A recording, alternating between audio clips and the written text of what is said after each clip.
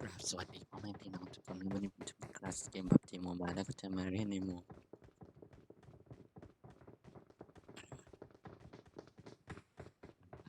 เราจะมาเล่น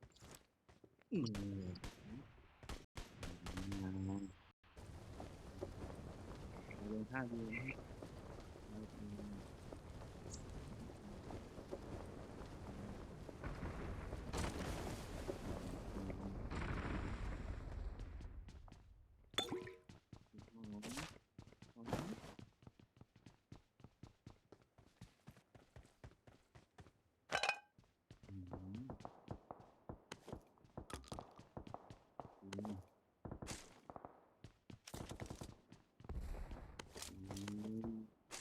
Help!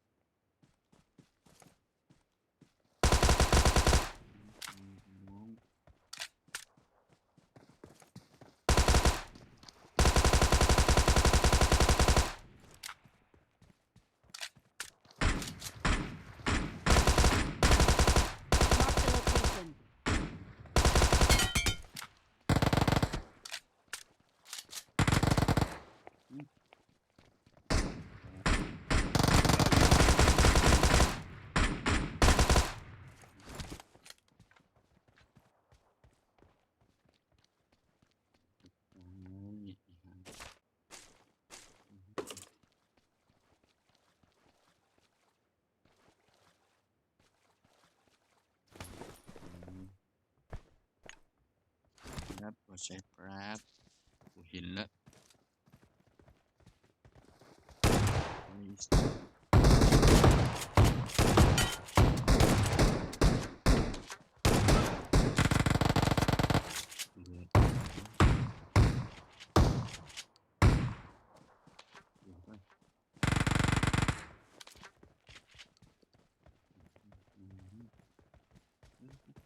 กูขอเสียงปืนอยู่ไหนวะ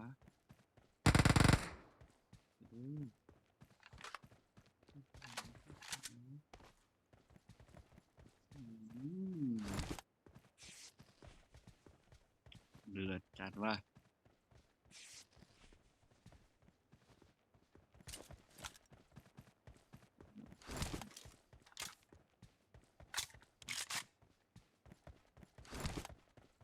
หน่อยก็ไม่ได้กระสุนนะครับเป็นกระสุนนะ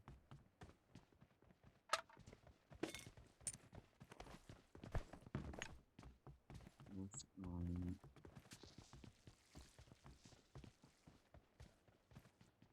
ก็ลงที่เอาเราไม่ให้ไหนไม่ให้ไหน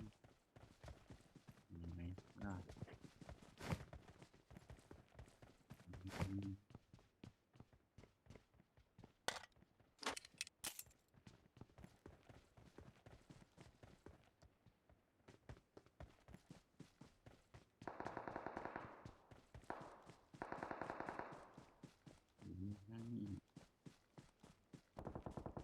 ยิงกันสนั่นเลยทุกคนยิงกันไม่เป็นเพื่อนนะยิงกันหมด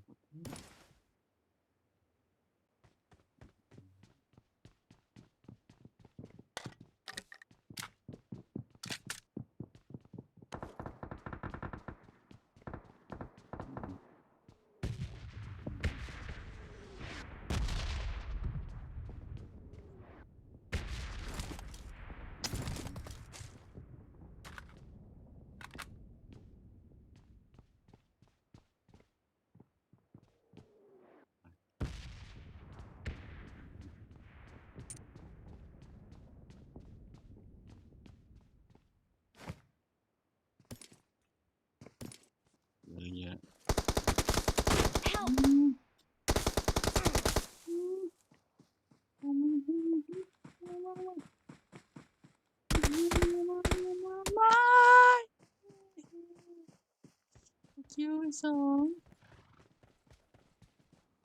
Stay alert. ระวัง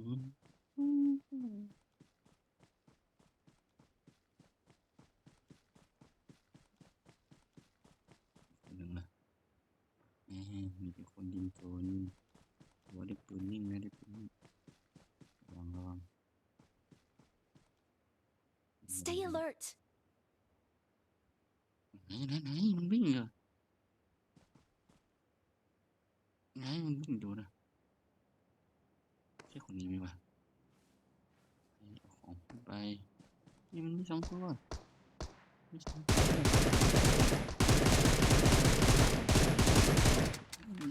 ลงไปหนึ่งสวยสวย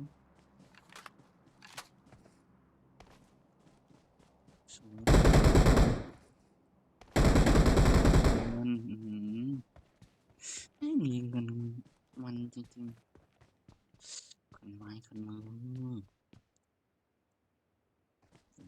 นี่กูจนว่ะไหวปะเนี่ยคนนี้ไหวว่ะ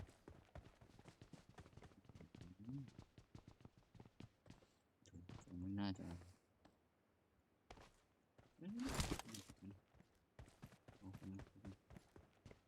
มันจะคนจนไม่ใช่อันนี้ว่ามันใช่จะลูกเจ็ดไม่ใช่ปืนเด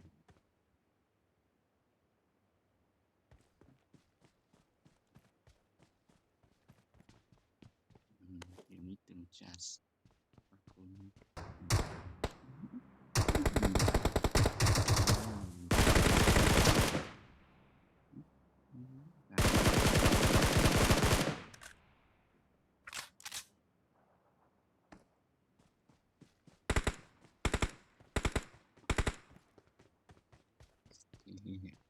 ดูไก่โอ้กินเพื่อนนี่มันไม่ไปพบกินมีนะทำไมมันไม่ขอเก็บของไปรูทของนี่ปะเล่นในคอมเล่นในนี้หรือเปล่ามาแล้วมาแต่ไกลเลยจัดดี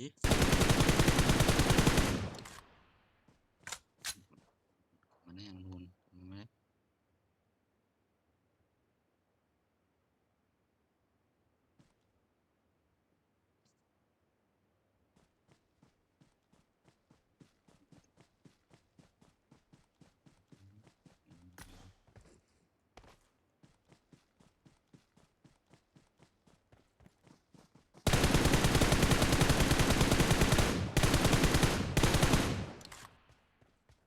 ไปเพื่อนอย่าไปเฮ้ยเพื่อนคนรู้เพื่อนด้วยเทพลูกซอง246เย้เพื่อนกูเอ้าเด้งออกว่ะทุกคนก็คนที่ติดตามเราชมนะครับมันจะโดนคิวนะเพื่อนผมมันเด้งออกว่ะคนที่ติดตามเราชมก็ฝากกดไลค์ฝากกดแชร์ด้วยเด้อจะมาขอที่บ้าน